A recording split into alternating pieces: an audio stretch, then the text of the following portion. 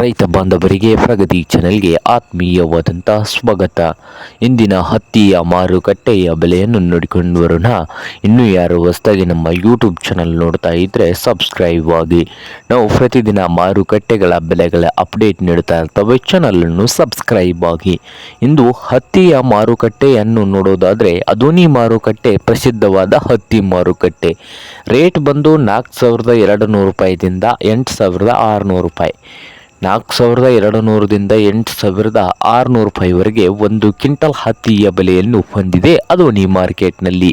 ಹಾಗೆ ರಾಯಚೂರು ಮಾರ್ಕೆಟ್ನಲ್ಲಿ 6,000 ರೂಪಾಯಿದಿಂದ 8,300, 6,000 ರೂಪಾಯಿ ಕನಿಷ್ಠ ಬೆಲೆ, ಗರಿಷ್ಠ ಬೆಲೆ ಬಂದು 8,300 ರೂಪಾಯಿವರೆಗೆ ರಾಯಚೂರು ಮಾರುಕಟ್ಟೆಯಲ್ಲಿ ಒಂದು ಕ್ವಿಂಟಲ್ ಹತ್ತಿಯ ಬೆಲೆಯನ್ನು ಹೊಂದಿದೆ.